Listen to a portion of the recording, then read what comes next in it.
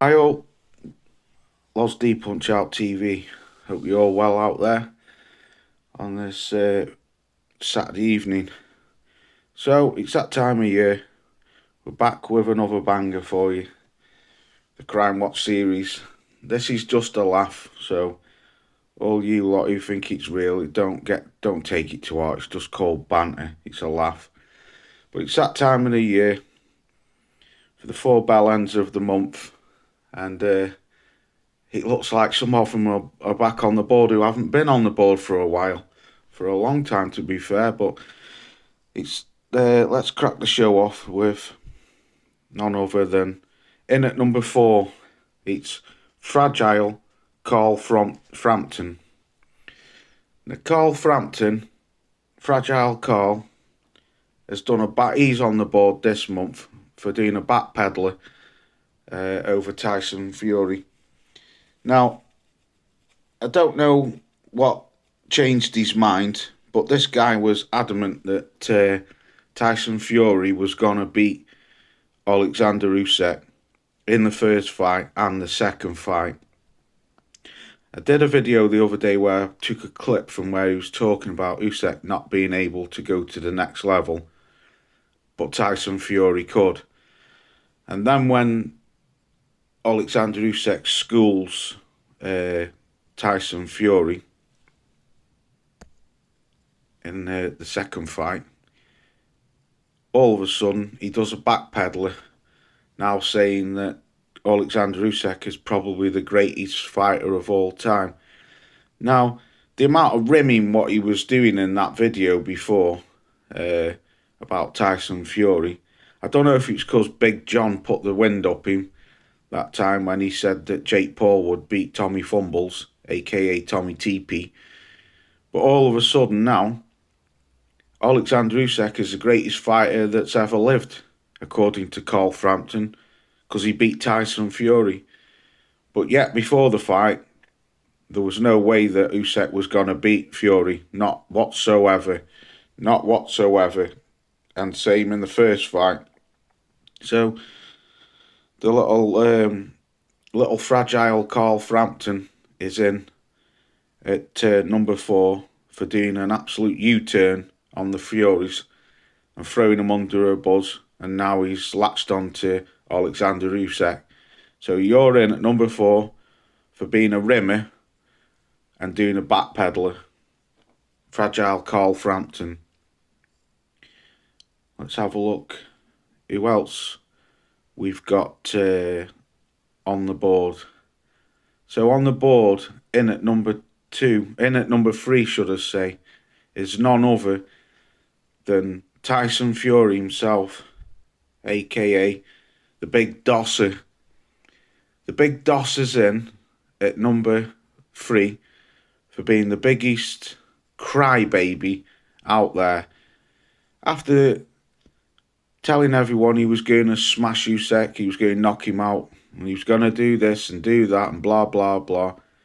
He gets beat, fair and square, storms out the ring like a big crybaby that he is. Doesn't give Alexander Usyk any recognition.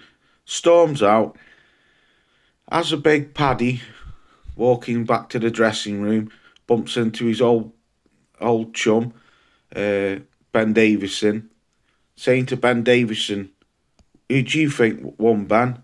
And Ben just absolutely saying, "I thought you won the fight." So the big crybaby has a press conference and can't for the life of him wonder why he lost this fight. But what made me to put him on the board was the fact that now he's going against these scorecards. He's put an appeal in against the scorecards because he thinks he won the fight.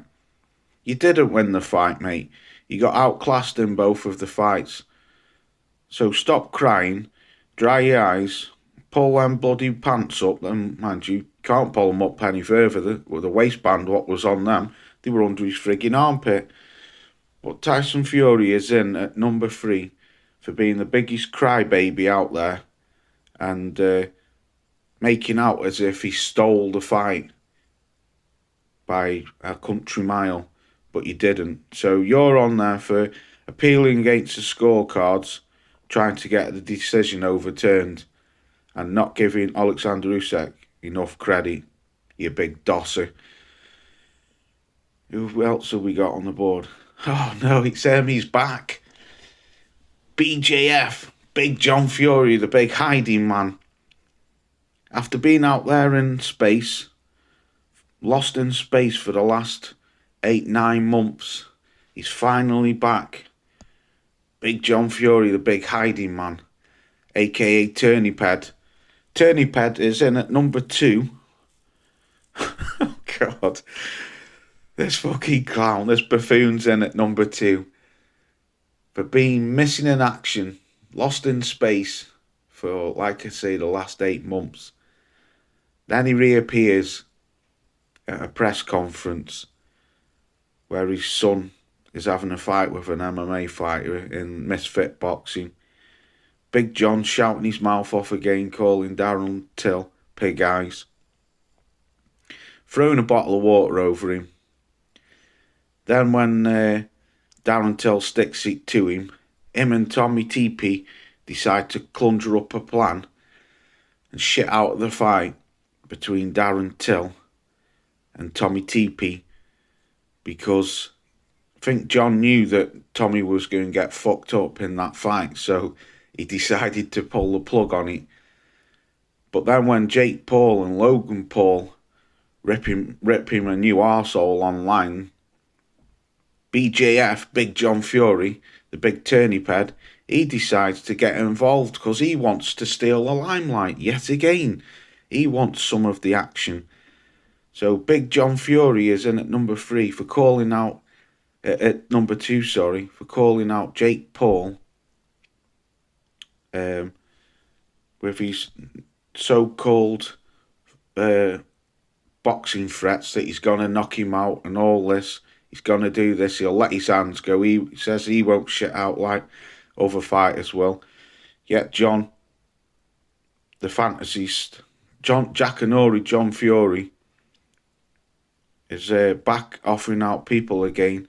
You've never had a fight in your life. There's no evidence of this man ever having a bare knuckle fight, let alone starching 100 of them with 100 KOs. So Big Bad John Fury is back on the scene. He's in at number 2 for being an absolute twat and an absolute turniped and offering out misfit boxers half his age and making out that he's still a killer at the age of 60, the hardest pensioner in the UK. So you're in at number 2, John, for being an absolute bellend and cut back for calling out folk when we all know you ain't no fighting man. There's no proof of you ever having a fight. So you're in at number 2. Last but not least, who have we got? Oh, it's none other than the shithouse himself. Tommy Fumbles, aka Tommy TP. As rightly so, Darren Till called him a shithouse. This guy's in at number 1 for pulling the biggest bitch move in Misfit Boxing history. Signs up to have a fight with an MMA guy. The MMA guy says he's going to kick him in the head if he's losing the fight. Tommy TP shits his pants, but does it very sly. Like I say, him and his old man conjure up a plan. How can we get out of this fight, Dad? So they left it for 3 weeks, and then Tommy TP decides to go to his Instagram and let the world know that he isn't fighting Darren Till, because he said that Darren Till repeatedly kept saying that he was going to kick him in the head when he never did. He only said it once, and that was at the press conference. Then, after pulling a bitch move, the biggest bitch move in Misfit Boxing history, Tommy TP then decides to go online and make an announcement that he wants to fight Jake Paul and he'll beat him again, no problem, and that Tommy is a real boxer. Oh, that was it as well. He said on his Instagram he was sorry to let his fans down because he was looking forward to this boxing match.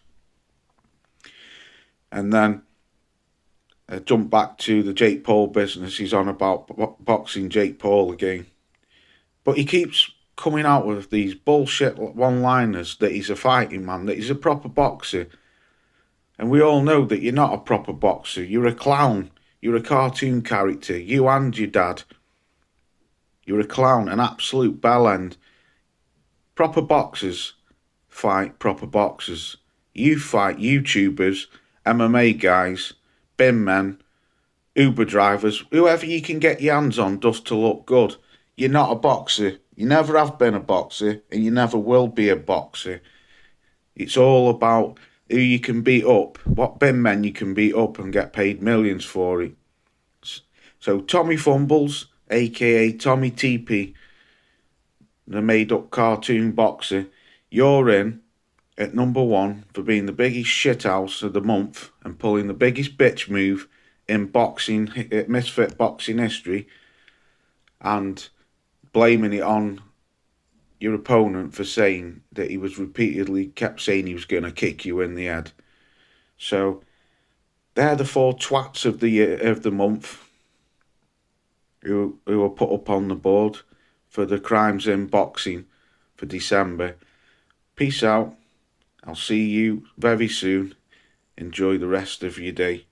Peace out. This is what he comes off. We're fighting people. You know, that there's a regular occurrence. 7 nights a week for me, that.